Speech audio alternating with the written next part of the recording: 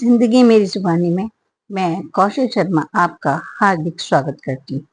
बहुत समय हो गया वीडियो डाली नहीं, कुछ निजी कारणों से, कुछ तबीयत के रहते, लेकिन आज बहुत मन किया कि आप लोगों से बातचीत की जाए।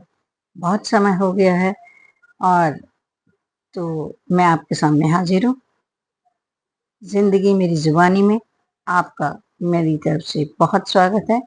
और आज मैं बात करने जा रही हूँ, हमारे समाज में एक बहुत बड़ा कॉन्सेप्ट है, जियो और जीने दो। हम लोग इस वाक्य को बहुत बार हमने सुना है और सुनने में भी बहुत अच्छा लगता है। और हमारे देश में तो हमारे संविधान में भी इसकी बात की गई है, इस बात का ध्यान रखा गया है, तभी तो हमें फंडामेंटल राइट्स दिए गए हैं।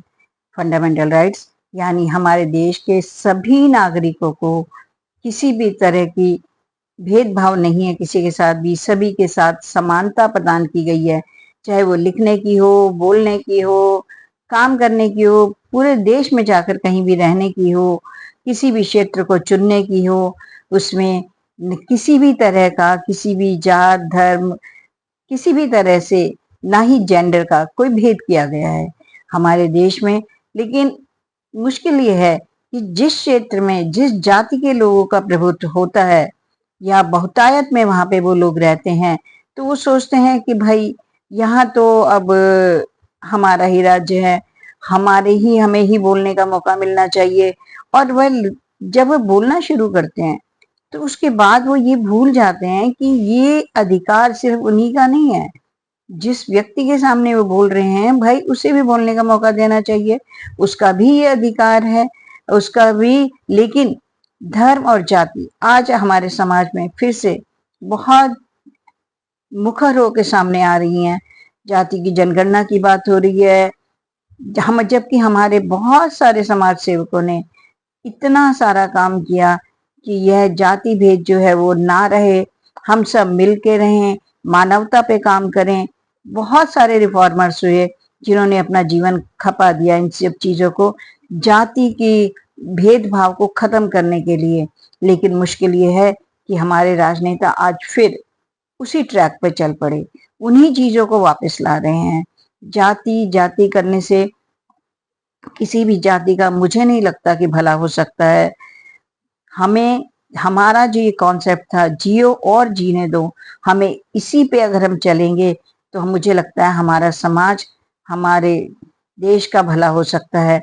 लेकिन मुश्किल, अब अगर हम बहुत छोटा सा एग्जाम्पल लेके चलते हैं कि सड़क पे जब हम देखते हैं गाड़ी हाथ में आई नहीं कि लगता है कि बस अब तो पूरी सड़क हमारी, अब हमें किसी को कहीं भी हम जाएं जो है सड़क के नियमों का पालन करें या ना करें।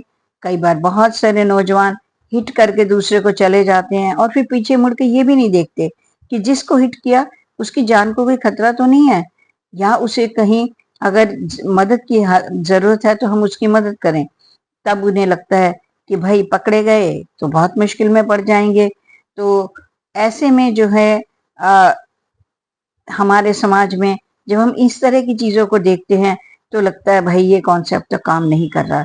लेकिन अच्छी बात यह है कि हमारे देश में आज भी बहुत सारे लोग ऐसे हैं जो अपनी जान जोखिम में डालकर दूसरों की जान बचाने में लगे रहते हैं। और हमारे समाज की सबसे बड़ी खूबसूरती यही है, हमें बहुत सारे लोग ऐसे मिलेंगे, समाज सेवक आज भी ऐसे मिलेंगे जो समाज में रह के समाज की बुराइयों को दूर करने की कोशिश कर रहे हैं और कोशिश कर रहे हैं कि ये कॉन्सेप्ट वापस हमारे समाज में आ सके कि जियो और जीने दो। अगर हम जीवन में इस बात को अमल में ले आए तो बहुत सोने पे सुहागा हो जाएगा और ये जीवन हम सब के लिए बहुत ही सुंदर और जीने लायक हो जाएगा। तो धन्यवाद, आज के लिए इतना ही। उम्मीद करती हूँ मेरी ये वीडियो आपको पसंद आएगी।